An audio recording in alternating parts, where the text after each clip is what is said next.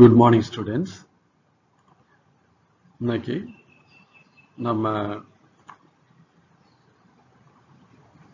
பயோபாட்னியில் diversity of living வேர்ல்டில் வைரஸஸ்ங்கிற topic நம்ம இன்னைக்கு பார்க்குறோம். அன்னைக்கு வைரஸஸோட பற்றிய இன்ட்ரோடக்ஷன் கொடுத்தோம், அதனோட அமைப்பு, அதனுடைய வகைகள் நம்ம பார்த்தோம். இன்னைக்கு நம்ம பார்க்கிறது வைரஸுடைய லைஃப் சைக்கிள் பார்க்கணும். சரியா? இதில் என்ன கொடுத்துருக்கேன்னா, பாட உள்ளடக்கத்தில் முதல் முடிச்சாச்சு. ஆட்ரிபியூட்ஸ் ஆஃப் லிவிங் ஆர்கனிசம்ஸ், உயிரினங்களின் பொது பண்புகள் நம்ம பார்த்தாச்சுது. அதுக்கப்புறம் வைரஸஸ் இப்போ நம்ம பார்க்குறோம். இதுக்கு அடுத்து இது கிளாசிஃபிகேஷன் ஆஃப் லிவிங் வேர்ல்டு வரைக்கும் இன்னைக்கு பார்ப்போம். அடுத்த கிளாஸில் பாக்டீரியா ஆரம்பிப்போம். சரியா? சரி, இதுதான் நம்ம அன்னைக்கு பார்த்தது. இது வந்து சிதைவு சுழற்சி அல்ல வீரியமுள்ள சுழற்சி, லைட்டிக் சைக்கிள் அப்படின்னு இங்கிலீஷ்ல பார்த்தோம். இதுல என்ன பார்த்தோம்? நம்ம முதல் ஸ்டேஜில் அட்சாப்ஷன். நிறைய ஸ்டூடெண்ட்ஸ் நீ எழுதியிருக்கும் போது அப்சார்ப்ஷன் எழுதியிருக்கிற, இது அட்சாப்ஷன். சரியா? அட்சாப்ஷன், அப்சார்ப்ஷன் கிடையாது, அட்சாப்ஷன். சரியா? ஒட்டி கொள்ளுதல், ஆட் ஒட்டுதல். சரியா? அட்ஹஷன் அங்கிற மீனிங்ல இருந்து வரக்கூடியது. இதுல முதல்ல வந்து இதுல சிறுசா தெரியறது வைரஸ், இதுல பெருசா இருக்கிறது பாக்டீரியா. இந்த வைரஸுக்கு இன்னொரு பேரு பாக்டீரியா ஃபேஜ் அல்லது பாக்டீரியா உண்ணிகள்னு பேரு. ஏன்னா இது பாக்டீரியாவை சாப்பிட்றதுனால இதை பாக்டீரியா ஃபேஜ்னு நம்ம சொல்றோம். நமக்கு இந்த வைரஸை தான் நம்ம பாக்டீரியா ஃபேஜ் சொல்றோமே தவிர பாக்டீரியாவை சொல்லலை. எதுக்காண்டி திரும்ப திரும்ப சொல்றேன்னா, நம்ம நிறைய நேரங்கள்ல பாக்டீரியா ஃபேஜ்னோன்னா நமக்கு ஞாபகத்துக்கு வருது பாக்டீரியான்னு வரும். அப்படி அல்ல. பாக்டீரியா ஃபேஜுங்கிறது பாக்டீரியா உண்ணிகள், அதாவது வைரஸ். சரியா? அப்போ இதுக்கு இன்னொரு பேர் பாக்டீரியா ஃபேஜ். இது பாக்டீரியா, இது பாக்டீரியாவுடைய மரபணு. சாரி, இது வைரஸோட மரபணு, வைரல் ஜீனோம். இது வந்து பாக்டீரியல் ஜீனோம் அல்ல பாக்டீரியல் டிஎன்ஏ. இது பாக்டீரியல் டிஎன்ஏ, இது வைரல் டிஎன்ஏ அல்ல ஃபேஜ் டிஎன்ஏ. முதலாவது ஸ்டேஜில் இதில் வைரஸ் வந்து அட்டாச் ஆகிருக்குது, ஒட்டி இருக்குது. அதனால தான் இதுக்கு ஒட்டி கொள்ளுதல்ங்கிறோம். ரெண்டாவது ஸ்டேஜில் என்ன பார்க்குறோன்னா, இந்த வைரஸ் வந்து பாக்டீரியா ஃபேஜ் வந்து அதனுடைய டிஎன்ஏ பாக்டீரியாக்குள்ளே அனுப்புது. இப்போ பாக்டீரியாக்குள்ளே அனுப்பணும்னு என்ன பண்ணுதுன்னா, இதான் மரபணு. இந்த மரபணு அதில் உள்ள இன்ஃபர்மேஷனை வச்சு, அதில் உள்ள செயல்கள், அதில் உள்ள இன்ஃபர்மேஷனை வச்சு வைரஸோட உதிரி பாகங்களை உருவாக்குது. பாரு, வைரஸினுடைய பாகங்களை இது உருவாக்குது. அல்லது நம்ம என்ன சொல்லலாம், ஃபேஜினுடைய பாகங்களை உருவாக்குது. எதை பயன்படுத்தி? பாக்டீரியாவை பயன்படுத்தி. அதனால தான் நம்ம என்ன சொல்றோம், பாக்டீரியா உண்ணி. ஃபேஜை வந்து இந்த வைரஸை நம்ம சொல்றது பாக்டீரியா உண்ணி, பாக்டீரியா ஃபேஜ் நம்ம சொல்றோம். இப்போ பாரு, இந்த பாக்டீரியா உள்ள இந்த டிஎன்ஏ இல்லாம போயிருது. பேரு அதுல இருக்கா பாரு, இல்லையே? அதையெல்லாம் பாக்டீரியாக்குள்ள உடல்ல உள்ள எல்லாற்றையும் இது பயன்படுத்துறது இந்த வைரஸ். அதுக்கப்புறம் என்ன பண்ணுதுன்னா, அதான் இதில் கொடுத்துருக்கு, ஃபாஜின் பாகங்கள் உற்பத்தி செய்யப்படுதல், தொகுப்பு முதிர்ச்சியும் செய்யப்படுது. அதுக்கப்புறம் இந்த தொகுக்கப்பட்டதுக்கு அப்புறம் முதிர்ச்சி அடைந்ததுக்கு அப்புறம் இந்த வைரஸ் என்ன செய்யுதுன்னா, பாக்டீரியாவை உடைத்து, பாக்டீரியாவை அதனுடைய செல் சுவரை உடைத்து எல்லாம் வெளியே வருது. பேர் எல்லா வைரஸ்களும் வெளியே வருது. இந்த நிகழ்வுக்கு பேரு வெளியேற்றம் நம்ம சொல்றோம். சரியா? அதான் இங்கிலீஷ்ல கொடுத்துருக்கு அட்சாப்ஷன். ஃபர்ஸ்ட்ல வைரஸ் வந்து அட்டாச் ஆகுது. பெனட்ரேஷன், இதுல வந்து அந்த வைரல் டிஎன்ஏ இன்ஜெக்ட் பண்ணுது, அல்லது பாக்டீரியா ஃபேஜ் வைரஸ்ல உள்ள டிஎன்ஏ இன்ஜெக்ட் பண்ணுது பாக்டீரியாக்குள்ள. இது பாக்டீரியல் டிஎன்ஏ, இது வைரல் டிஎன்ஏ அல்ல பாக்டீரியா ஃபேஜ் டிஎன்ஏ, ஃபேஜ் டிஎன்ஏன்னு சொல்றாங்க. இந்த டிஎன்ஏ உள்ளுக்க வந்ததுக்கு அப்புறம் இந்த DNA take over all the control of the bacterium. பாக்டீரியாவில் உள்ள அனைத்து செயல்களும் இது கட்டுப்படுத்திடுது. எப்படின்னா, அதனுடைய பாக்டீரியாவுடைய டிஎன்ஏ பயன்படுத்தி நிறைய வைரல் டிஎன்ஏ உருவாக்கப்படுது, வைரஸோட டிஎன்ஏ அல்ல ஃபேஜ் டிஎன்ஏ உருவாக்கப்படுது. அதனுடைய கேப்சீடு புரத உரை உருவாக்கப்படுது. அதுக்கப்புறம் இதுகளெல்லாம் தொகுக்கப்பட்டு வைரஸ்களாக உருவாக்கப்படுது. அதுக்கப்புறம் வைரஸினுடைய செல் சுவரை, பாக்டீரியாவோட செல் சுவரை உடைத்துட்டு எல்லா வைரஸும் வெளியே வந்துடுது. சரியா? இது 20 நிமிஷத்துல நடக்குதான். இந்த 20 நிமிஷத்துக்குள்ள உள்ளுக்கு எத்தனை வைரஸ் உருவாகுது தெரியுமா? 300 வைரஸ் உருவாகுதான். 300 பாக்டீரியா ஃபேஜ், 300 ஃபேஜ் வைரஸ் உருவாயிருதான். சரியா? சரி, இப்போ நம்ம அடுத்த பார்க்குறோம். அதே தான். இப்போ அடுத்த சுழற்சி, அதுக்கு பேர் லைசோஜெனிக் சுழற்சி. இதுக்கு முந்தி நம்ம பார்த்தது லைட்டிக் சுழற்சி. இப்போ நம்ம பார்க்குறது லைசோஜெனிக் சுழற்சி. லைட்டிக் சுழற்சிக்கு தமிழாக்கத்தில் நம்ம என்ன பார்த்தோம்னா சிதைவு அல்லது வீரியமுள்ள சுழற்சி. இப்போ லைசோஜீனிக் சுழற்சிங்கிறது என்னன்னா உறக்க நிலை அல்லது வீரியமற்ற சுழற்சி. இதுல பாரு, இது பாக்டீரியா செல் சுவர்ல உடைக்கப்படலை, பாக்டீரியா அழிக்கப்படலை, அதுல பாக்டீரியாவை அழிக்கப்பட்டு போகுது. இதுல பாரு என்ன நடக்குதுன்னா, இது வைரஸ் தான், ஃபேஜ் வைரஸ். அந்த வைரஸ் அதுக்குள்ள உள்ள டிஎன்ஏ உள்ளுக்கு இன்ஜெக்ட் பண்ணுது, இன்ஜெக்ட் பண்ணப்படுது. இது பாக்டீரியல் டிஎன்ஏ அல்ல பாக்டீரியல் குரோமோசோம். இப்போ இது சிறுசா இருக்கிறது வைரல் டிஎன்ஏ அல்லது ஃபேஜ் டிஎன்ஏ, இது பாக்டீரியல் டிஎன்ஏ. இந்த வைரல் டிஎன்ஏ ஃபேஜ் பாக்டீரியாவோட அட்டாச் ஆகுது. இந்த ஃபேஜ் டிஎன்ஏ அல்லது வைரல் டிஎன்ஏ இந்த பாக்டீரியல் டிஎன்ஏயோட வந்து அட்டாச் ஆகுது. அதனால தான் அதில் பாரு ப்ளூ கலர். ப்ளூ கலர் எது? வைரல் டிஎன்ஏ அல்லது ஃபேஜ் டிஎன்ஏ. இந்த பிங்க் அந்த வயலட் கலர்ல இருக்கு அல்ல ப்ளூ கலர்ல இருக்கிறது இது லைட் ப்ளூ. இது வந்து இந்த வயலட் கலர்ல இருக்கிறது பாக்டீரியல் டிஎன்ஏ. இது ரெண்டையும் சேர்ந்ததுக்கு அப்புறம் இப்போ நமக்கு இதுக்கு ஒரு நியூ நேம் இருக்கு. அதுக்கு பேரு ப்ரொஃபேஜ். இதுக்கு பேரு ப்ரொஃபேஜ் அல்ல தமிழாக்கத்தில் பாஜ் முன்னோடி. இப்போ இந்த பாக்டீரியா ஒரு பாக்டீரியா அதனுடைய இனப்பெருக்கம் செய்யும் போது ரெண்டா பிரியும் போது இதுல எது ஒரு இருக்குது? இந்த ஃபேஜ் டிஎன்ஏ வைரல் டிஎன்ஏ ரெண்டு உண்டாயிருச்சு இல்லையா? இதனாலதான் இதுக்கு பேர் உறக்க நிலை. இது வைரஸை வந்து பெரிய அளவுல பாதிக்கல. நான் இதுக்கு முந்தி சொன்ன மாதிரி 20 நிமிடங்களுக்கு பிறகு 300 புதிய பேட்சுகள் தொகுக்கப்படுகின்றன. இதுல வீரிய சுழற்சி அல்லது சிதைவு சுழற்சியில. அதுல இது உடைச்சிட்டு அவ்வளவு வந்திருக்கும், 300 இந்த பேஜுகள் உருவாக்கப்பட்டு வெளியே வந்திருக்கு. இதுல பேர் அப்படி நடக்கலையே. அதனாலதான் இதுக்கு பேர் உறக்க நிலை. அதுக்கு இதுக்குள்ள வேறுபாடு இருக்கு பத்தியா? இப்ப இதுல பேர் தமிழாக்கத்துல பேர் இது பாக்டீரியா, இது பாஜ் அதான் வைரஸ். ஃபேஜ் வந்து அல்ல பாஜ் டிஎன்ஏ உள்ளுக்க அனுப்பப்படுது. இது வந்து பாக்டீரியல் குரோமோசோமோட அல்ல பாக்டீரியல் டிஎன்ஏட சேர்ந்துக்கிடுது. அதான் இதில் கொடுத்துருக்காங்க இல்லையா? இதில் சேர்ந்தாச்சு. இப்போ பாக்டீரியல் டிஎன்ஏயும் வைரல் டிஎன்ஏ நம்ம என்ன சொல்றோம்னா பாஜ் முன்னோடின்னு சொல்றோம். இங்கிலீஷ்ல ப்ரொஃபேஜ் அப்படின்னு நம்ம சொல்றோம். அதுக்கப்புறம் பாக்டீரியா எப்பெல்லாம் ஒரு பாக்டீரியா ரெண்டு பாக்டீரியாவை டிவைட் ஆகுதோ அப்பெல்லாம் 2 காப்பிகள் எதுவும் உருவாக்கப்படுது? ஃபேஜ் டிஎன்ஏ உருவாக்கப்படுது, வைரல் டிஎன்ஏயும் உருவாக்கப்படுது. சரியா? சரி, இதை நம்ம பார்ப்போம், தெளிவா பார்ப்போம். கொஞ்சம் தெளிவா கவனி. லைசோஜெனிக் சைக்கிள், உறக்க நிலை சுழற்சி. இந்த lysogenic cycle the phage DNA gets integrated into host DNA and gets multiplied along with nucleic acid of the host. என்ன சொல்லப்பட்டிருக்குன்னா இந்த பாக்டீரியாக்குள்ள இந்த வைரல் டிஎன்ஏ உள்ளுக்கு அனுப்பப்படுது. அந்த வைரல் டிஎன்ஏ இந்த பாக்டீரியல் டிஎன்ஏவோட, அதாவது ஃபேஜ் டிஎன்ஏ அல்ல வைரல் டிஎன்ஏ பாக்டீரியா டிஎன்ஏவுடன் ஒருங்கிணைப்பு ஏற்படுத்திக் கொள்கிறது. சரியா? ரெண்டாவது பாயிண்ட் என்ன சொல்லப்பட்டிருக்குன்னா இந்த உட்கரு அமிலம் அதாவது டிஎன்ஏ ஃபேஜ் டிஎன்ஏ பாக்டீரியா டிஎன்ஏவோட அல்லது பாக்டீரியா உட்கரு அமிலத்தோடு பெருக்கமடையும். அதே சமயத்தில் Feige டிஎன்ஏயும் பெருக்கமடையும்.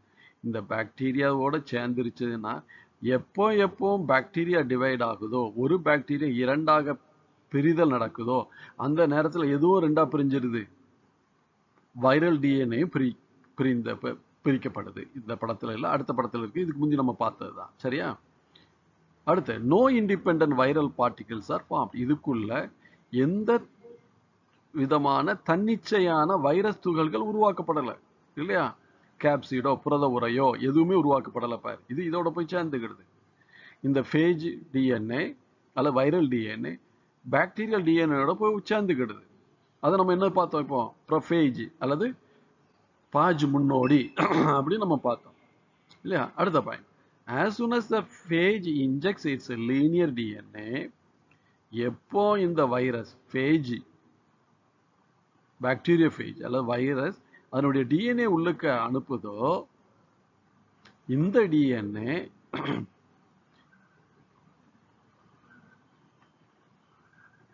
linear DNA, it becomes circular and integrates into the bacterial chromosome or host DNA by recombination. இது என்ன சொல்லப்படுதுன்னா எப்போ இந்த வைரல் டிஎன்ஏ உள்ளுக்கு வருதோ அது ஒரு லீனியராக நீண்ட இலை போல காணப்பட்டு அது என்ன பண்ணுதுன்னா பாக்டீரியாவில் உள்ள குரோமோசோமோட அல்ல பாக்டீரியாவோட டிஎன்ஏல அது இணைந்து செயல்பட ஆரம்பிச்சிருது. இதுல ஹோஸ்ட்னு கொடுத்திருக்கிறது பாக்டீரியல் செல். இதுல வேற என்ன வேர்டு யூஸ் பண்றாங்க, ஃபேஜ் வைரஸ். ஃபேஜ் வைரஸ்ங்கிறது வைரஸ், சாரி ஃபேஜ் டிஎன்ஏங்கிறது வைரஸோட டிஎன்ஏ. ஹோஸ்ட்னு சொல்றது பாக்டீரியல் செல். சரியா? The integrated phage DNA is now called prophage. இப்படி இந்த வைரல் டிஎன்ஏ பாக்டீரியல் டிஎன்ஏயோட சேர்ந்த இந்த அமைப்புக்கு பேரு ப்ரொஃபேஜ், ஃபாஜ் முன்னோடி அப்படின்னு பேர். இங்கிலீஷ்ல இதுக்கு பேர் ப்ரொஃபேஜ். இதுக்கு முந்தைய நம்ம என்ன சொன்னோம், பாக்டீரியா குரோமோசோம் அல்லது பாக்டீரியல் டிஎன்ஏ. இப்போ இதுல வைரல் டிஎன்ஏ சேர்ந்த உடனே இதை நம்ம என்ன சொல்றோம், ஃபாஜ் முன்னோடி அல்லது ப்ரொஃபேஜ் அப்படி சொல்றோம். சரியா? அடுத்த பாயிண்ட் இப்ப அதுல பிரிதல் அடையதை பார்க்கணும். சரி, the activity of the prophage, இதனுடைய செயல்பாடுகள், ஃபாஜ் முன்னோடிய செயல்பாடுகளை repressed by, இதை கண்ட்ரோல் பண்ணுதான் எதுன்னா by 2 repressor proteins. இதை 2 repressor proteins வந்து இதை அந்த ஜீன் மூலமா கண்ட்ரோல் பண்ணப்படும். அதாவது ஃபாஜ் மரபணுக்கள் வைரஸோட ஜீன் மூலமாக உருவாக்கப்பட்ட 2 ஒடுக்கி புரதங்கள். முதல்ல பேஜ் டிஎன்ஏ உள்ள வருது, உள்ளுக்கு வந்து பாக்டீரியல் டிஎன்ஏயோட சேருது. இப்போ அதுக்கு பேர் ப்ரொஃபேஜ் அல்லது பாஜ் முன்னோடி. இப்போ அந்த பாஜ் முன்னோடி அல்லது ஃபேஜ் மரபணுக்கள் எதை உருவாக்குதுன்னா 2 புரதங்களை உருவாக்குது. இந்த புரதங்களுக்கு பேர் ஒடுக்கி புரதங்கள். இந்த புரதங்களுக்கு பேரு ஒடுக்கி புரதங்கள். இந்த ஒடுக்கி புரதங்கள் இந்த ப்ரொஃபேஜினுடைய செயல்பாட கட்டுப்படுத்தப்படுது. எப்படின்னா இந்த ஃபேஜ் ஜீன்ஸ் இருக்குல்ல, இந்த இதுல இருக்கக்கூடிய வைரஸ் ஜீன், அது எதை தடை பண்ணுதுன்னா புதிதாக வைரஸ்கள் உருவாகிறத தடுக்குது. அதனாலதான் அப்படியே ஒண்ணுதான் இருக்குது. அதுக்கு பாக்டீரியா டிவைட் ஆகும்போது தான் 2 வருது. Each time bacterial cell divides, ஒவ்வொரு நேரமும் பாக்டீரியா டிவைட் ஆகும்போது இந்த ப்ரொஃபேஜ் இந்த பாஜ் முன்னோடியும் 2ஆக செல் பிரிதல் நடக்குது. இதுக்கு முந்தி நம்ம பார்த்தால் அப்படி கிடையாது. ஒரு பாக்டீரியல் செல்லுக்குள்ள நிறைய அதில் உள்ள பாக்டீரியாவோட போய் சேராது. பாக்டீரியல் டிஎன்ஏ எல்லாத்தையும் உடைச்சிக்கிட்டு என்ன பண்ணா அந்த சிதைவு சுழற்சியில நிறைய ஃபேஜ் பார்ட்டிகல்ஸ், வைரல் பார்ட்டிகல்ஸை உருவாக்கிறோம். வைரஸோட துகள்களை உருவாக்கும். அந்த துகள்கள்லாம் இணைந்து தொகுக்கப்பட்டு நிறைய வைரஸ்கள் உருவாக்கப்படும். அதான் சொன்னேன், ஒரு பாக்டீரியத்துக்குள்ள 300 வைரஸ்களை 20 நிமிடங்கள்ல உருவாக்கிறோம் சிதைவு சுழற்சியில. இதுல அப்படி கிடையாது. பாக்டீரியா டிவைட் ஆகும்போது மட்டும்தான் 2ஆக பிரிதல் நடக்குது. ஆனா இதுல ஒரு பிரச்சனை எப்படின்னா, அப்ப இது திடீர்னு இது இப்படிதான் இருக்குமா அப்படின்னா, இது சில நேரங்களில் சிதைவு சுழற்சிக்கு மாறிடுமா. இந்த உறக்க நிலை அல்லது வீரியமற்ற சுழற்சியில இருந்து இது சில நேரங்கள்ல சிதைவு சுழற்சியாக்கும் போய்கிடுமா, அல்லது வீரியம் உள்ள சுழற்சிக்கு போய் அந்த பாக்டீரியாவை அழிச்சிடும். நிறைய காப்பி உருவாயிரும். 300 காப்பிகளை உருவாக்கி அது என்ன பண்ணோம்னா அதுகளில் அந்த பாக்டீரியாவை சிதைத்து வெளியே வரும். அதான் இதில் கொடுக்கப்பட்டிருக்க அடுத்த பாயிண்ட் கவனி. On exposure to UV radiation and chemicals the phage DNA may change to lytic cycle. அதாவது from lysogenic cycle இருந்து lytic cycle மாறுமா. அதாவது யூவி கதிர்வீச்சுக்கள் மற்றும் வேதிப்பொருட்கள் இந்த வைரஸை தாக்கும் போது டிஎன்ஏ பிளவுக்கு உட்பட்டு சிதைவு சுழற்சியிலேயே பெருக்கமடைகிறது. சில சிதைவு சுழற்சிக்கு மாற்றமாயிரும். உறக்க நிலை சுழற்சியில இருந்து சிதைவு சுழற்சிக்கு இது மாறிடும். எப்போ நம்ம யூவி ரேடியேஷனோ கெமிக்கல்ஸோ ஏதாவது அந்த ஃபேஜ் டிஎன்ஏ அட்டாக் ஆகும்போது, அந்த ஃபேஜ் டிஎன்ஏல வினைபுரியும் போது இந்த நிகழ்வுகள் நடைபெறும் அப்படின்னு சொல்றாங்க. சரியா? அடுத்தது கவனி. இதுல தான் ஒரு சின்ன வீடியோ கிளிப் இருக்குது. நீ கவனி. இது வந்து எளிதாக உனக்கு இது புரியக்கூடியதுதான். கவனி.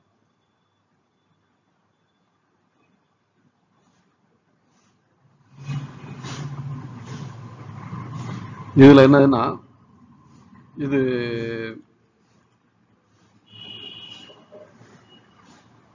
நம்ம என்ன பார்க்குறோம்னா, இது ஒரு பாக்டீரியத்தோட செல் இல்லையா? இந்த பாக்டீரியா செல் என்ன செய்யுதுன்னா, இது பாக்டீரியாவோட செல் சுவர், இது பாக்டீரியாவோட குரோமோசோம். சரியா?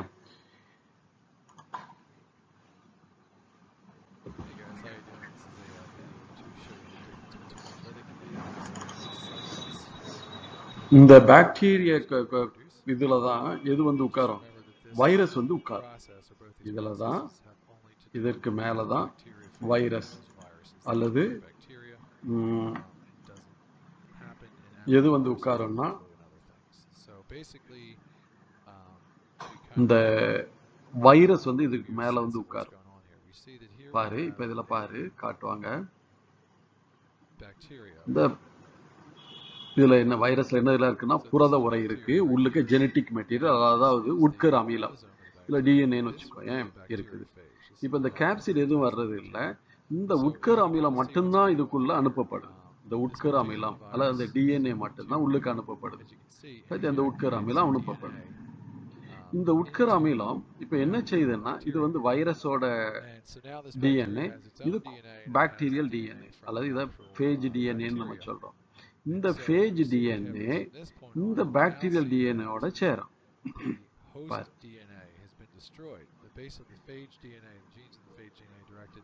the host DNA to fall apart. So now the only DNA that's left in the bacteria is the virus. இது வந்து இப்ப இவங்க முதல்ல இப்ப காட்டுறது சிதைவு சுழற்சி அல்லது வீரியமுள்ள சுழற்சி. அதுக்கு அடுத்தாப்புல நம்ம உறக்க நிலை அல்லது வீரியம் மற்ற சுழற்சியை பார்க்கலாம். இப்ப நிறைய வைரஸ் துகள்களை உருவாக்கிடுச்சு. வைரஸ் துகள்கள் நிறைய உருவாக்கி நிறைய வைரஸஸ்கள் உருவாக்கப்படுது. இதுக்கப்புறம் அந்த செல் சுவரை உடைச்சிட்டு வெளியே வருது. இந்த சுழற்சிக்கு பேர் நம்ம பார்த்திருக்கிறோம், என்னது? லைட்டிக் சுழற்சி, லைட்டிக் சைக்கிள் அல்லது வீரியமுள்ள சுழற்சி, சிதைவு சுழற்சி. ஏன்னா பாக்டீரியாவே சிதைச்சிருது. இதான் இதுல கொடுக்கப்பட்டிருக்கு. 20 நிமிடங்களுக்கு பிறகு சுமார் 300 புதிய ஃபேஜ்கள் தொகுக்கப்படுகின்றன. எவ்வளவு இதுக்குள்ள உருவாயிருது? 30 ஃபேஜ்கள். அந்த சுழற்சிக்கு பேரு லைட்டிக் சுழற்சி அல்லது அதுக்கு பேரு சிதைவு சுழற்சி அல்லது வீரியமுள்ள சுழற்சி. சரியா? இப்ப அடுத்தது நம்ம என்ன பார்க்கிறோம்னா, உறக்க நிலை அல்லது வீரியமற்ற சுழற்சி. இந்த உறக்க நிலை சுழற்சியில பாரு என்ன நடக்குன்னா, வைரஸ் இதுல வந்து ஒட்டிக்கிடும். அந்த வைரஸ் ஃபேஜ் இதுல ஒட்டிக்கிடும். ஃபேஜ் உள்ளுக்கு ஒட்டினதுக்கு அப்புறம் ஃபேஜோட டிஎன்ஏ உள்ளுக்கு அனுப்பும். அந்த ஃபேஜ் டிஎன்ஏ எதோட வந்து சேர்ந்துக்கிடுது? இந்த வைரல் டிஎன்ஏ பாக்டீரியல் டிஎன்ஏவோட வந்து சேர்ந்துக்கிடும். சரியா? அப்போ இதுல வந்து அட்டாச் ஆகுது, வைரஸ் உள்ளுக்கு வைரஸ் டிஎன்ஏ தான் அனுப்பியிருக்கு. அந்த டிஎன்ஏ இதோட வந்து சேர்ந்துருக்கு, பாக்டீரியல் குரோமோசோம் அல்லது பாக்டீரியல் டிஎன்ஏவோட இது வந்து சேர்ந்து. இப்போ இந்த ஒரு பாக்டீரியா 2 பாக்டீரியாவா டிவைட் ஆகி போகும்போது இந்த இதுக்கு பேரு ப்ரோஃபேஜ். இப்போ ப்ரோஃபேஜ் 2 உருவாயிருச்சு. இப்போ இதுக்கு பேரு ஃபேஜ் முன்னோடி அல்ல ப்ரோஃபேஜ். இந்த ப்ரோஃபேஜ் 2 உருவாயிருச்சு. இது மொத்தத்துல சொல்றது ப்ரோஃபேஜ். ப்ரோஃபேஜ்ல என்னதெல்லாம் இருக்கு? Viral DNA, bacterial DNA. சரி, ஆனா நம்ம சொல்லக்கூடிய வார்த்தை எதுக்கு? ப்ரோஃபேஜ். ஃபாஜ் முன்னோடி. சரியா?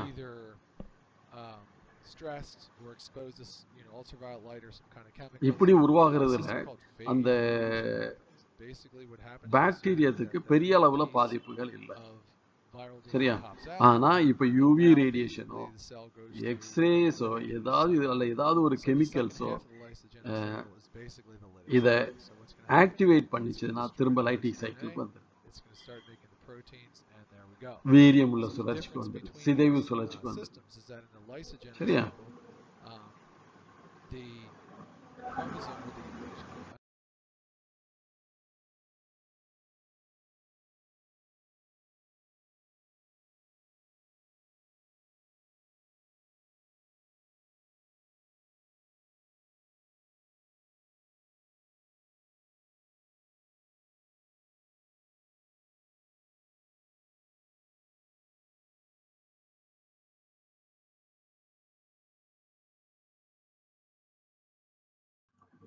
சரி, இனிமே இதுல சில டெக்னிக்கல் டேர்ம்ஸ் நம்ம பார்க்க வேண்டியிருக்கு. வைரஸ் பற்றிய வார்த்தைகள் இந்த பாடத்துல பயன்படுத்தக்கூடிய வார்த்தைகள். வீரியன், வீரியான், வீராய்டுகள், விருசாய்ட்ஸ், தமிழ்லையும் விருசாய்டுகள் கொடுத்திருக்காங்க. இன்னொரு பேர் வைரஸ் ஒத்த அமைப்புகள், வைரஸ் ஒத்த அமைப்புகள் அல்லது விருசாய்டுகள். இதுக்கு பேர் வீரியாய்டு. இதுகளுக்கெல்லாம் என்ன அர்த்தம் அப்படிங்கிறத பார்ப்போமே. தமிழாக்கத்தில் என்ன சொல்லியிருக்குன்னா, வீரியான் என்பது தொற்றுத்தன்மை வாய்ந்த ஓம்புயிர் செல்லுக்கு வெளியே பெருக்கமடையாத ஒரு முழுமையான வைரஸ் துகள் ஆகும். இது ஒரு முழுமையான வைரஸ் துகள். வீரியான்ங்கிறது ஒரு முழுமையான வைரஸ் துகள். இது ஒரு செல்லுக்கு வெளியே, பாக்டீரியாவுக்கு வெளியவோ அல்லது மனித செல்லுக்கு வெளியிலேயோ இது பெருக்கமடையாது. இது செல் பண்ண முடியாது. இது ஓம்புயிருக்குள்ள இருந்தா மட்டும்தான். நம்ம பார்த்த இதுக்கு முந்தி பார்த்த எக்ஸாம்பிள்ல ஓம்புயிர் எதுன்னா பாக்டீரியா. இப்போ ஒருவேளை எய்ட்ஸ்ன்னு வச்சுக்கோயேன், அது எதுக்குள்ளனா வெள்ளை அணுக்குள்ள மனித வெள்ளை அணுக்குள்ள காணப்படும். அதுக்கு அப்போ ஓம்புயிர் எது? மனித வெள்ளை அணுக்கள். சரியா? இப்போ நம்ம அதே இது இப்போ கொரோனா வைரஸ் அது எதுல பெருக்கமடையுது? என்னன்னா நம்மளுடைய தொண்டை பகுதியில் உள்ள செல்கள்ல பெருக்கமடையுது. சரியா? அப்ப அதுகளுக்கு ஒரு ஓம்புயிர் செல் தேவை. எதற்கு? வைரஸுக்கு. அப்ப வீரியான்ங்கிறது ஒரு முழுமையான வைரஸ். இரண்டாவது பாயிண்ட், தொற்றுத்தன்மை வாய்ந்தது, செல்லுக்கு வெளியில பெருக்கமடைய முடியாது. 3 பாயிண்ட் இருக்கு. வீரியான் இஸ் இன்டாக்ட் இன்ஃபெக்டிவ் வைரஸ், தொற்றுத்தன்மை வாய்ந்த வைரஸ் துகள், which is a non-replicating outside a host cell. ஓம்புயிர் செல்லுக்கு வெளியிலே இது பெருக்கம் அடையாது. இது வீரியான். 2 மார்க்ல கேட்கலாம். 3 விருசாய்டுகள், வீராய்டுகள். வீராய்டுகள்ங்கிறது என்னன்னா, is a circular molecule of ssRNA without a capsid. அதாவது இது ஒரு வட்ட வடிவமான ssRNA, சிங்கிள் ஸ்ட்ராண்டட், அதாவது ஓரிலை. இதுல டிஎஸ்னு கொடுத்தா ஈரிலைகள், டபுள் ஸ்ட்ராண்ட். இது ஓரிலை ஆர்என்ஏ. புரத துகள், இதுக்கு புரத உரை கிடையாது. அப்ப திரும்ப சொல்றேன், இஸ் a circular molecule, இது வட்ட வடிவமான ssRNA, ஓரிலை ஆர்என்ஏ, without a capsid, புரத உரை அற்ற ஒரு வைரஸ் துகள். And was discovered by T.O. Diner. இந்த டைனர்ங்கிறவர் தான் 1971 இந்த வீராய்டுகளை கண்டுபிடித்தார். The RNA of வீராய்டு, இந்த வீராய்டினுடைய RNA has a low molecular weight. இதுக்கு வந்து ரொம்ப குறைந்த மூலக்கூறு எடையை கொண்டது. இந்த விதமான வைரஸ்ல இருக்கக்கூடிய RNA, அதாவது RNA single ssRNA வீராய்டு has low molecular weight. இதுக்கு வந்து குறைந்த மூலக்கூறு எடை தான் இதுக்கு இருக்குது. வீராய்டு causes citrus exocartis and potato spindle tuber disease in plants. இது வீராய்ட்ஸ் வந்து நிறைய தாவரங்கள்ல நோய்களை உருவாக்குது. அப்ப அடுத்த இதுல உள்ள பாயிண்ட் நான் ஞாபகத்தில் வச்சுக்கிட வேண்டியது, இது தாவரங்கள்ல தான் அதிகமான அளவு நோய்களை உருவாக்குது. சரியா? அதான் இதுல கொடுத்துருக்கு. சிட்ரஸ் எக்ஸோகார்டிஸ், உருளைக்கிழங்குல கதிர்வடிவ நோய்களை இது உருவாக்குது. போன்ற தாவரங்கள்ல கதிர்வடிவ நோய்களை உருவாக்குது, கிழங்கு நோயை உருவாக்குது. அடுத்தது விருசாய்ட்ஸ். விருசாய்ட்ஸுக்கு தமிழ்ல என்ன கொடுத்திருக்காப்லன்னா வைரஸ் ஒத்த அமைப்புகள் அல்லது விருசாய்டுகள். இதை யார் கண்டுபிடிச்சான்னா J.W. ராண்டல்ஸ் and co-workers. J.W. ராண்டல்ஸும் அவருடைய கோவர்க்கர்ஸ் சக ஆய்வாளர்களும் 1981 இதை கண்டுபிடிச்சிருக்காங்க. அப்படி என்ன கண்டுபிடிச்சாங்க? They are the small circular RNA. இதற்கு வந்து சிறிய வட்ட வடிவமான RNA-க்களை கொண்டுள்ளது. which are similar to வீராய்ட்ஸ். இது வந்து எதோ ஒத்து காணப்படுது, வீராய்டு போல தான் காணப்படுது. ஆனா இதுல லார்ஜர் மாலிகுல்ஸா இருக்கு, லார்ஜர் மாலிகுலர் வெயிட் இருக்குது. அடுத்தது they are linked. இது எதோட இணைந்து காணப்படும்? Larger molecules of virus particles. Viral பார்ட்டிகல்ஸ்ல உள்ள அதுகளோட இந்த RNA போய் அட்டாச் ஆகி காணப்படும். அதுதான் இதனுடைய வேறுபாடு, விருசாய்ட்ஸ். நம்ம அடுத்த பீரியான்கள். பீரியான்கள் என்ன டிஸ்கவர்ட். இது யார் கண்டுபிடிச்சார்னா Stanley B Prusiner. Stanley B ப்ரூஸ்னர்ங்கிறவர் 1982 பீரியான்ஸை கண்டுபிடிச்சார். பீரியான்கிறது என்னன்னா, பீங்கிறத ஞாபகம் வச்சுக்கோ, புரோட்டீன், புரதம். புரோட்டீனேசியஸ் இன்ஃபெக்ஷியஸ் particles. தொற்றுத்தன்மையோட புரத துகள்களாகும். அப்ப பேரியான் என்னது? தொற்றும் தன்மையுடைய புரத துகள்களுக்கு பேரு பேரியான்ஸ். Proteinaceous infectious particle.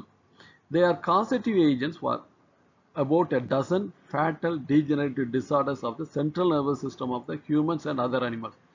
மனிதன் மற்றும் விலங்குகள்ல மைய நரம்பு மண்டலத்தை பாதிக்கும் பல்வேறு நோய்களுக்கு காரணமாக நோய்களை இது உருவாக்குது. இந்த பேரியான்கள் மனிதனுக்கு மட்டுமல்ல விலங்குகளுக்கு, இதுக்கு முந்தைய நம்ம பார்க்கும்போது தாவரங்கள்ல நோயை உருவாக்குச்சு. ஆனா பேரியான்கள் எதுக்கு நோய்களை உருவாக்குதுன்னா தாவர மற்றும் மனிதர்கள் மட்டுமல்லாது விலங்குகள்லையும் மைய நரம்பு மண்டலம் சென்ட்ரல் நர்வஸ் சிஸ்டம் மூளையும் தண்டுவடம் நரம்பு மண்டலத்தை பாதிக்கக்கூடிய ஒரு வைரஸ் பேரியான். வைரஸ் இல்ல பேரியான் ஞாபகத்தில் வச்சுக்கோ. Example Creutzfeldt Jakob disease. Creutzfeldt Jakob நோய் CJD ஒரு மார்க்கில் 2 மார்க்கில் கேட்கலாம். Write the expansion of CJD. CJD-யை விவரித்து எழுது அப்படின்னா, விரிவாக்கத்தை எழுது அப்படின்னா குரூயிஸ் பெல்ட், இங்கிலீஷ்ல குரூயிஸ் ஃபெல்ட் ஜேக்கப் டிசீஸ். அடுத்தது போவைன் ஸ்பாஞ்சிஃபார்ம் என்செஃபலோபதி. இது மாடுகள்ல உருவாக்கக்கூடிய, போவைனா மாடு சம்பந்தமான உயிரினங்கள், மாடு ஆடு சம்பந்தமான உயிரினங்கள்ல நோயை உருவாக்குது. என்ன நோய்னா காமன்லி நோன் அஸ் மேட் கவ் டிசீஸ். மாடுகளின் பித்த நோய்களுக்கு இது காரணம் இந்த பேரியான்கள். அடுத்து ஸ்கிராபி டிசீசஸ். ஆடுகள் ஆஃப் ஷீப், ஆடுகள்ல ஸ்கிராபி நோயை உருவாக்குது. ஸ்கிராபி நோயை இது உருவாக்குது. சரியா? இது பேரியான்கள். இது நம்ம அடுத்து பார்த்தோம்னா வைரல் டிசீசஸ். நமக்கு கட்டாயமா ஒரு 5 வைரல் டிசீசஸ் அது நமக்கு தெரியணும், அது எதுல காஸ் பண்ணுதுங்கிறது. சரியா? அதுல பிளான்ட்ல பார்த்தீங்கன்னா 10 நோய்கள் இருக்கு, ஒரு 5 பாராம படிச்சு வச்சிரு. சரியா? நம்ம இந்த டொபாக்கோ மொசைக் வைரஸ் நம்ம பார்த்தோம். TME வைரஸ்னு அதனுடைய அமைப்பை பார்த்தோம். Cauliflower mosaic virus. டொபாக்கோ ஒரு 2-3 தாவரத்தை தெரிஞ்சாவே அது நீ எழுதிடலாம். Per tobacco mosaic virus. Cauliflower, நம்ம காலிஃப்ளவர் சாப்பிடல, காலிஃப்ளவர் மொசைக், எல்லாத்தையும் மொசைக் வருது பாரு. Cauliflower mosaic virus. 3ஆவதுன்னு சொல்லிடலாம் சுகர் கேன். நீ இந்த கரும்புச்சாறு குடிக்க பேர் அந்த சுகர் கேன் மொசைக் வைரஸ். அப்போ 3 வைரஸ் ஈஸியாக படிச்சிடலாம். ஏன்னா 1 ஞாபகத்தில் வச்சிருப்ப டொபாக்கோ மொசைக் வைரஸ். அடுத்து காலிஃப்ளவர், அடுத்து சுகர் கேன் மொசைக் வைரஸ். அடுத்து potato leaf roll, bunch top banana, leaf curl of papaya. பப்பாயால அந்த இலைகள் வந்து ரோல் ஆகும், கர்ல் ஆகும், சுருளும், அந்த விதமான நோய். அடுத்து vein clearing of lady's finger. Lady's finger அதாவது வெண்டைக்காயில அதனுடைய நரம்பு அமைவுல கலர் வந்து ஃபேட் ஆகும், அந்த மாதிரி காணப்பட்டாலும் அது வைரஸ்னால உருவாகுது. அடுத்து rice tungro disease, cucumber mosaic virus disease. அடுத்து டொமேட்டோ மொசைக் வைரஸ். நீ 5 டிசீசஸை ஈஸியாக சொல்லிடலாம். டொபாக்கோ ஞாபகத்தில் இருக்கும், cauliflower mosaic virus, sugar cane mosaic virus, cucumber mosaic virus, tomato mosaic viral disease. சரியா? 5 ஞாபகத்தில் வச்சுக்கலாம், மீதி ஞாபகத்தில் வச்சுக்கலாம். சரியா? அடுத்தது அனிமல் டிசீஸ் பார்த்தோம்னா foot and mouth disease of cattle, rabies of dog, encephalomyelitis of horse. இது அனிமல்ல. ஹியூமன்ல உனக்கு நிறைய தெரியும். இது போக கொரோனா கூட இதில் எழுதிக்கலாம் நீ. சரியா? முதல்ல பேர் common cold, hepatitis B, cancer, சாஸ், எய்ட்ஸ். சாஸ்னா என்னது? Severe acute respiratory syndrome. அடுத்த AIDS acquired immunodeficiency syndrome, rabies, mumps, polio, chikungunya, smallpox. இது என்னது? சரி இருக்கட்டும். அடுத்த மீசல்ஸ். இதுகெல்லாம் வைரஸ்னால உருவாக்கக்கூடிய நோய்கள். இது ஸ்மால் பாக்ஸ், இது சிக்கன் பாக்ஸ். என்ன? Chicken pox. சரியா? Smallpox, chicken pox, measles. இதெல்லாம் எதுன்னா மனிதர்கள்ல வைரஸ்னால உருவாக்கக்கூடியது. இப்போ பிளான்ட்ல ஈஸியாக 5 ஞாபகத்தில் வச்சுக்கலாம். மனிதர்ல உனக்கு அவ்வளவுமே தெரியும், அவ்வளவு 12 கூட உனக்கு தெரியும். இது போக 13ஆவது உனக்கு தெரியும், கொரோனா. இல்லையா? Corona virus. சரி, அடுத்தது அது எது தமிழ்ல? தாவர நோய்கள். 10மே ஈஸியாக ஒரு 5 ஈஸியாக ஞாபகத்தில் வைக்கக்கூடிய சொன்ன ஞாபகம் இருக்கா? புகையிலை தேமல் நோய், காலிஃப்ளவர் தேமல் நோய், கரும்பு தேமல் நோய், வெள்ளேரியன் தேமல் நோய், தக்காளியன் தேமல் நோய். 5. இன்னும் மீதி 5. உருளைக்கிழங்கின் இலைச்சுருள் நோய், வாழையின் உச்சிக்கொத்து நோய், பப்பாளியின் இலைச்சுருள் நோய், வெண்டை நரம்பு வெளிர்தல் நோய். விலங்குகளில் பார்த்தீங்கன்னா கால்நடைகளில் கோமாரி நோய், வெறி நாய்க்கடி, குதிரைகளின் மூளை தண்டுவட அலர்ஜி நோய், மனிதன்ல சளி, ஹெப்படைட்டிஸ் பி, புற்றுநோய், சாஸ், எய்ட்ஸ், வெறி நாய்க்கடி, பொண்ணுக்கு வீங்கி, இளம்பிள்ளை வாதம், சிக்குன்குனியா, பெரியம்மை, சின்னம்மை, தட்டம்மை. இதுகெல்லாம் மனிதன்ல உருவாகக்கூடியது. சரியா? நம்ம அடுத்த point classification of living world. அப்போ நம்ம எதை பார்த்தாச்சு? வைரஸ் நம்ம பார்த்தாச்சு. முதல்ல வைரஸ்ல அமைப்பு பார்த்தோம். அதுக்கு அடுத்தப்பல வைரஸில் உள்ள அளவுகள் பார்த்தோம். வைரஸில் உள்ள வகைகள் பார்த்தோம். அந்த வகைகள்லாம் இதெல்லாம் பார்த்தோம். அடினோ வைரஸ் பார்த்தோம், TMP virus, tobacco mosaic virus பார்த்தோம். அடுத்த பாக்டீரியா ஃபேஜ். பாக்டீரியா ஃபேஜின்னு சொல்லும்போது நமக்கு பாக்டீரியா அப்படிங்கிற மாதிரி ஞாபகத்துக்கு அப்படி இல்லை. பாக்டீரியா ஃபேஜுங்கிற பாக்டீரியாவை உண்ணும் வைரஸ்கள், பாக்டீரியா உண்ணிகள், அதுகளை பார்த்தோம். அதுக்காக அதனுடைய வாழ்க்கை சுழற்சியை பார்த்தோம். அதில் 2 வகை. ஒன்று லைட்டிக் சுழற்சி, அடுத்து லைசோஜெனிக் சுழற்சி. லைட்டிக் சுழற்சிங்கிறதுக்கு சிதைவு சுழற்சி அல்லது வீரியமுள்ள சுழற்சி. அடுத்த லைசோஜெனிக் சுழற்சிங்கிறது உறக்க நிலை சுழற்சி அல்லது வீரியமற்ற சுழற்சி. சரியா? அடுத்தாப்புல கிளாசிபிகேஷன் ஆஃப் லிவிங் வேர்ல்ட்.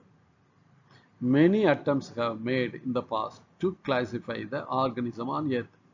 முன்னால உள்ள காலத்துல நிறைய உயிரினங்களை வகைப்படுத்துவதற்கு நிறைய முறைகள் வச்சிருந்திருக்கிறாங்க.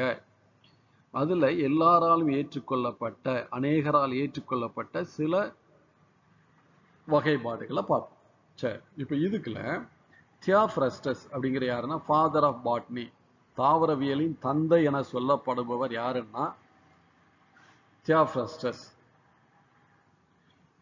அவர் எதை பேஸ் பண்ணினா புறமைப்பியல், ஒரு தாவரங்களினுடைய புறமைப்பியலை வைத்து தாவரங்களை 3ஆக பிரிக்கிறார். ட்ரீஸ் மரங்கள், ஷ்ரப்ஸ் புதர் செடிகள், ஹர்ப்ஸ் சிறு செடிகள்னு 3ஆ பிரிக்கிறார். யாரு? தாவரவியலின் தந்தையான தியோஃப்ரஸ்டஸ். சரி, அடுத்தது அரிஸ்டாட்டில் எப்படி வகைப்படுத்துறாருன்னா அனிமல்ஸை, இவர் தாவரத்தை அனிமலை எப்படி வகைப்படுத்துறாருன்னா சிவப்பு நிற இரத்த உயிரிகள், சிவப்பு நிறமற்ற இரத்த உயிரிகள். சிவப்பு நிற இரத்த உயிரிகளுக்கு பேரு எனைமா, அதாவது வித் ரெட் பிளட் செல், சிகப்பு. அடுத்தது ஏ நைமா, சிவப்பு நிறமற்ற இரத்த உயிரிகள். இப்ப நான் சொல்றேன், கொஞ்சம் பாரு. நமக்கு ரத்தம் சிகப்பு கலர், ஆனா எல்லா உயிரினங்களுக்கும் சிகப்பு கலர் கிடையாது. நீ காக்ரோச்சை பிடிச்சு அதனுடைய உணர்கொம்புகள் இருக்கு பத்தியா, ஆண்டானா, அதை லைட்டா கட் பண்ணு, ஒரு லிக்யூட் வரும். எப்படின்னா கலர்லெஸ்ஸா வரும். அப்போ காக்ரோச்சில் பிளட் கலர்லெஸ்ஸா, சிகப்பு நிறமற்ற இரத்த உயிரிகள். அது நம்ம வெர்டிபிரேட்ஸ், முதுகெலும்பு உள்ளவைகள், அநேகமான உயிரிகள் முழுமே எல்லாமே என்னன்னா சிகப்பு கலர் ரத்தத்துக்கு உடையவை. சரியா? சரி, அடுத்து கார்ல் லினேயஸ். இவங்களையும் ஞாபகத்தில் வச்சுக்கணும். Carl Linnaeus classified living world, உயிரின உலகத்தை எப்படி வகைப்படுத்தினா 2 குரூப்ஸ், 2 குழுமங்களாக பிரிக்கிறார். என்னதுலன்னா பிளான்ட்ஸ் அண்ட் அனிமல்ஸ். அப்ப கார்ல் லினேயஸ் தான் முதலாவதாக உயிரினங்களை எப்படி பிரிக்கிறார்னா தாவரங்களும் விலங்குகளுமாக பிரிக்கிறார். இதை பயன்படுத்தி புறப்பண்புகள் தான் மார்பாலஜிக்கல் கேரக்டர்ஸ். மார்பாலஜிக்கல் கேரக்டர்ஸ்னா புறப்பண்புகள், வெளியில நம்ம பார்க்கக்கூடிய பண்புகள் தான் பிரிக்கிறார். இதுல சில கார்ல் லினேயஸோட வகைப்பாடை எல்லாருமே ஏற்றுக்கொள்றாங்க. ஆனா இதுல சில செட்பேக்ஸ் இருக்கு, பின்னடைவுகள் காணப்படும். என்னதுலான்னா prokaryotes and eukaryotes were group together. அதாவது தொல்லுட்கரு உயிரிகளும் மெய்யுட்கரு உண்மையான உட்கரு உடைய உயிரினங்களும் ஒரே குழுமத்துல தான் இருக்கு. அதாவது உண்மையான உட்கரு அற்ற உயிரினங்கள், அதாவது தொல்லுட்கரு ப்ரோகேரியாட்ஸும், யூகேரியாட்ஸ் உண்மையான மெய் உட்கரு கொண்ட உயிரினங்களும் ஒரே குரூப்ல தான் இருக்கு. அப்படி இருக்கக்கூடாது இல்ல, அதை வகைப்படுத்தணும். எப்படி வகைப்படுத்திருக்கணும்? ப்ரோகேரியட்ஸ் யூகேரியட்ஸை வகைப்படுத்திருக்கணும். உயிரிகள் எப்படி எடுத்திருக்கணும், ப்ரோகேரியட்ஸ் யூகேரியட்ஸ் வகைப்படுத்திருக்கணும். தொல்லுட்கரு மெய்யுட்கரு அப்படி வகைப்படுத்திருக்கணும். அப்படி பண்ணல. இது ஒரு குறைபாடு. இரண்டாவது பின்னடைவு அல்ல குறைபாடுனா fungi heterotrophic organisms were placed along with the photosynthetic organism. அதாவது தற்சார்பு ஊட்ட முறை. தாவரங்கள்ல தற்சார்பு, அதற்கு தேவையான உணவை தானே தயாரித்துக்கிட்டும் தாவரங்கள். ஆனா மற்ற தாவரத்தை தவிர அனைத்து உயிரினங்களும் சார்பூட்ட உணவு முறை. இப்ப ஃபங்கஸ்ங்கிறது எந்த ஊட்ட முறைனா சார்பு ஊட்டம். அடுத்த உயிரினங்களும் சார்ந்து வாழும். அதற்கு தேவையான உணவை அதால தயாரிக்க முடியாது. அப்ப அந்த ஃபங்கஸையும் இந்த போட்டோஸ் பிளான்ஸையும் ஒரே வகுப்புல தான் வச்சிருக்காப்ல. தவப்பு இல்ல, ஒரே வகுப்புல இருக்கக்கூடாது. 1ஆம் கிளாஸ் பையன் 10ஆம் கிளாஸ் பையன் ஒரே கிளாஸ்ல வச்சு பாடம் நடத்த முடியாது. 1ஆம் கிளாஸ் பையனுக்கு அவனுக்கு அப்பதான் எழுதவே படிச்சிருப்பான். அப்போ 1ஆம் கிளாஸ் பையனுக்கு நான் இப்போ எழுத சொல்லி கொடுத்தேன்னா 10ஆம் கிளாஸ் பையனுக்கு கஷ்டமாயி போய், என்ன சார் இப்போ எழுத சொல்லி கொடுத்துட்டு இருக்கீங்க சார் அப்படிமா. ரெண்டுமே வெவ்வேறு கிளாஸ்ல 1ஆம் கிளாஸ் பையனா 1ஆம் கிளாஸ்லயும் 10வது வகுப்பு பையனை 10வது வகுப்புலயும் வைக்கணும். வயது பிரகாரம்னா 1ஆம் கிளாஸுக்கு 5 வயசு அல்ல 6 வயதில் உள்ள பையனை தனியாகவும் 10வது வகுப்பு மாணவன் 15 வயதில் உள்ள மாணவனையும் தனித்தனியாக வைக்கணும். அதே மாதிரிதான் சார்பூட்டத்தை கொண்ட பூஞ்சையையும் தற்சார்பூட்ட தாவரங்களை ஒரே வகுப்புல வைக்கக்கூடாது. இது அவருடைய இரண்டாவது பின்னடைவு. முதலாவது பின்னடைவு உயிரினங்கள்ல தொல்லுட்கருவும் உண்மையான உட்கரு மெய்யுட்கரு தாவரங்களை மெய்யுட்கரா உயிரினங்களை ஒரே வகுப்புல வச்சுட்டார், ஒரே குழுமத்தில். அது தவறு. இரண்டாவது தற்சார்பூட்ட பூஞ்சையையும் சார்பூட்ட பூஞ்சை இனத்தையும் தற்சார்பு ஊட்டத்தை கொண்ட தாவரங்களையும் ஒரே வகையில வச்சுட்டார், அல்ல ஒரே குழுமத்துல வச்சுட்டார். இது அவருடைய இரண்டாவது பின்னடைவு. சரியா? இன்னும் அடுத்த பார்ப்போம். Need of classification. வகைப்பாட்டின் தேவை என்ன?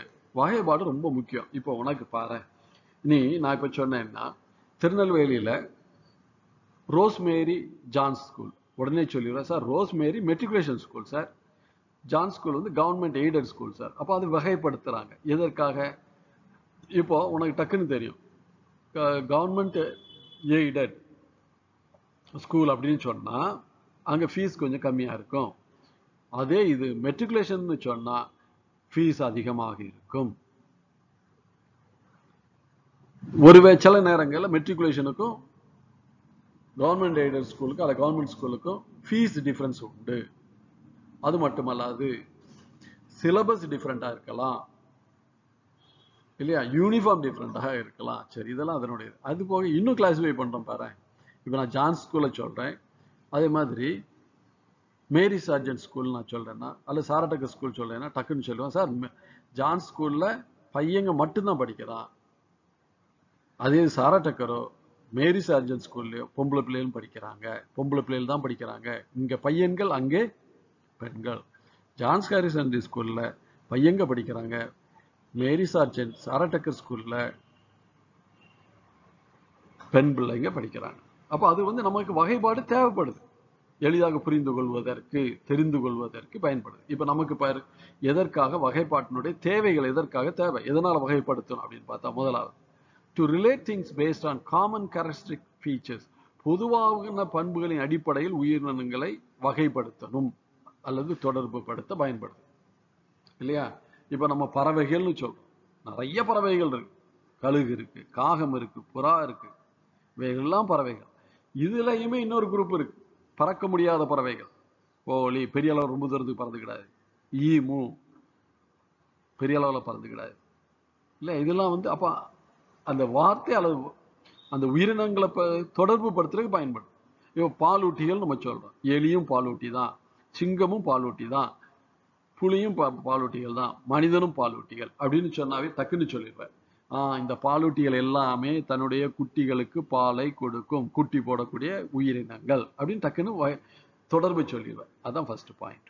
பொதுவான பண்புகளின் அடிப்படையில் உயிரினங்களை தொடர்பு படுத்த. ரெண்டாவது, to define organism based on the salient features.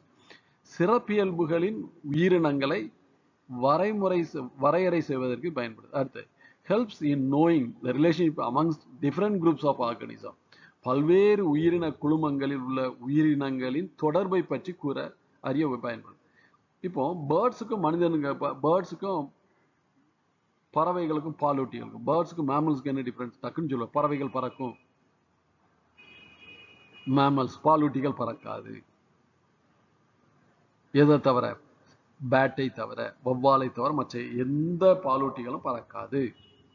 அடுத்து, பறவைகள் முட்டையிடும், பாலூட்டிகள் குட்டி போடும். அப்ப அந்த இதை ரிலேட் பண்றதுக்கு பல்வேறு உயிரின குழுமங்களில் உள்ள உயிரிகளின் தொடர்பினை பற்றி அறிய பயன்படும். அடுத்து, it helps in understanding the evolutionary relationship between organisms. உயிரினங்களுக்கு இடையேயுள்ள பரிணாம தொடர்பினை அறிவதற்கு பயன்படுகிறது. பரிணாம தொடர்புகளை அறிவதற்கும் இது பயன்படுது. அதாவது மனிதன் இதுல இருந்து வந்திருப்பான், அப்ப அந்த மனிதன் எந்த உயிரில இருந்து வந்தான், அப்ப அந்த உயிரி எதுல இருந்து வந்தது, ஒரு செல் உயிரி எதுல இருந்து வந்தது, உயிரிகள் எப்படி தோன்றது, இதுகளை பற்றி படிக்கிறதுக்கு பேரு தான் எவல்யூஷன், பரிணாம தொடர்பு. இதுல சொல்றேன் பரிணாம தொடர்பு. சரியா? இனிமே அடுத்த பேர் இந்த கிளாசிபிகேஷன், சிஸ்டம் ஆஃப் கிளாசிபிகேஷன்ல பாத்தீங்கன்னா கரோலஸ் லினேஸ் இவர் உயிரினங்களை இரண்டா பிரிக்கிறார். Plantae, Animalia. ஏனஸ் ஹெக்கேல் ஆர்கனிசத்தை மூணா பிரிக்கிறார். Protista, Plantae, Animalia. அதுக்கப்புறம் கோப்பல்லேண்ட் 4 கிங்டம் கிளாசிபிகேஷன் 4 குழுமங்களா பிரிக்கிறார். என்னெல்லாம்? Monera, Protista, Plantae, Animalia. RH Whittaker உயிரினங்களை 5ஆ பிரிக்கிறார். இதான் மோஸ்ட் அக்செப்ட் பண்ண எல்லாராலும் ஏற்றுக்கொள்ளப்பட்ட வகைப்பாடு எதுன்னா ஆர்ஹெச் விட்டேக்கர் சொல்லிய 5 குழும வகைப்பாடு. என்னதெல்லாம்? Monera, Protista, Fungi, Plantae, Animalia. சரியா? தமிழாக்கத்துல பார் வகைப்பாட்டு முறைகள் 2 பெரும் பிரிவுகள், 3 பெரும் பிரிவுகள், 4 பெரும் பிரிவு, 5 பெரும் பிரிவு. கார்ல் லின்னேயஸ் உயிரினங்களை 2 பெரும் பிரிவுகளாக பிளான்டே, அனிமாலியா. ஏனஸ் ஹெக்கேல் உயிரினங்களை 3 பெரும் பிரிவுகளாக புரோட்டிஸ்டா, பிளான்டே, அனிமாலியா என்று பிரித்தார். கோப்லாண்ட் உயிரினங்களை 4ஆக பிரித்தார். Monera, Protista, Plantae, Animalia.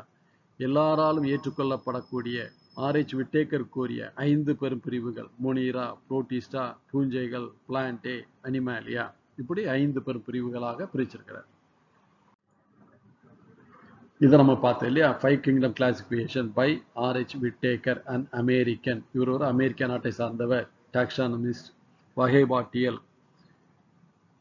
Proposed 5 kingdom classification 5 பெரும் பிரிவு வகைப்பாட்டை கூறினார். எப்போனா 1969. த கிங்டம்ஸ் இன்க்ளூட் இந்த இதில் காணப்படக்கூடிய பெரும் வகைகள் எதெல்லாம்னு பார்த்தா மொனீரா, புரோட்டிஸ்டா, பூஞ்சைகள், Plantae. Monera, Protista, Fungi, Plantae, Animalia. அடுத்தது, the criteria adapted for the classification include. இந்த விதமான வகைப்பாடு, இப்படி ஒரு உயிரினங்களை 5ஆ பிரிச்சாங்க. இந்த வகைப்பாடு எதை பொறுத்து சொல்லப்படுதுன்னா செல் ஸ்ட்ரக்சர், செல் அமைப்பு. தேலஸ் ஆர்கனைசேஷன், உடல் அமைப்பு. தேலஸ்னா உடல் ஞாபகத்தில் வச்சுக்கோ, தேலஸ் அமைப்பு. அடுத்து மோட் ஆஃப் நியூட்ரிஷன், உணவூட்ட முறை. ரீப்ரொடக்ஷன், இனப்பெருக்க முறை. மற்றும் ஃபைலோஜெனடிக் ரிலேஷன்ஷிப், குழு தொடர்பு. இந்த அடிப்படையில் தான் தாவரங்கள், விலங்குகள் அல்ல உயிரினங்களை 5ஆக பிரிக்கப்பட்டிருக்கு. சரியா? இதெல்லாம் cell structure, thallus organisation, mode of nutrition, reproduction and phylogenetic relationship. செல் அமைப்பு, உடல் அமைப்பு, உணவூட்ட முறை, இனப்பெருக்க முறை. அடுத்து குழு பரிணாம குழு தொடர்பு.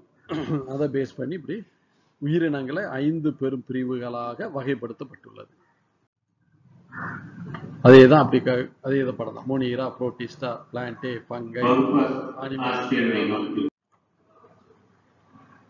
அப்ப அதுல அதேதான் இதுல சொல்லப்பட்டிருக்கு இல்லையா? Plantae, fungi, Animalia, Monera, Protista என்னெல்லாம் சொல்லப்பட்டிருக்கு? பிளான்டே, பூஞ்சைகள், அனிமாலியா சொல்லப்பட்டிருக்கு. இதுக்குள்ளுக்க இப்ப மொனீராங்கிறதுல எதுகெல்லாம் உருவாயிருக்கலாம்? Bacteria, cyanobacteria. இது மொனீரால வருது. அதுல உள்ள அட்வான்ஸான ஆர்கனிசம், அதுல இருந்து பிரிவுகள் எப்படி வருதுங்கிறதா இதுல சொல்லப்பட்டிருக்கு. சரியா? இப்ப அடுத்த பார்த்தேன்னா இந்த 5 கிங்டம் கிளாசிபிகேஷனோட ஜெனரல் கேரக்டரிஸ்டிக்ஸ். இதுல பார்த்தேன்னா மொனீராவோட ஜெனரல் கேரக்டர்ஸ், இது புரோட்டிஸ்டாவோட ஜெனரல் கேரக்டர்ஸ், ஃபங்கையோட ஜெனரல் கேரக்டர்ஸ், பிளான்டேயோட ஜெனரல் கேரக்டர்ஸ், அனிமாலியாவோட ஜெனரல் கேரக்டர்ஸ். சரியா? இது தமிழாக்கத்துல பார்க்கலாம். பண்புகள். என்னென்ன பண்புகள், உடல் அமைப்பு, செல் சுவர், உணவூட்ட முறை, இடப்பெயர்ச்சி அடையும் திறன், எடுத்துக்காட்டு உயிரினங்கள். முனீரால் என்னென்ன பண்புகள், புரோட்டிஸ்டால் என்னென்ன பண்புகள், பூஞ்சைகள் என்னென்ன பண்புகள், பிளான்டேல என்னென்ன பண்புகள், அனிமேலியால என்னென்ன பண்புகள். சரியா?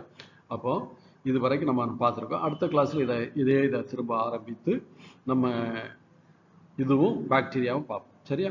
சரி, okay students, thank you very much. நான் இன்னைக்கு ஒர்க்கு கொடுக்குறேன், அதையும் முடிச்சு வச்சிரு. நீ உன்னுடைய கொஸ்டின் ஆன்சர்ஸ் எல்லாத்தையுமே ஞாபகமாக அதை எழுதிரு, நீட்டாக எழுதிரு, அப்லோட் பண்ணிடு. அதுக்கடுத்த புதன்கிழமை நீ ஸ்கூலுக்கு கொண்டாட வேண்டியிருக்கும். சரியா ஸ்டூடெண்ட்ஸ்? Okay, thank you.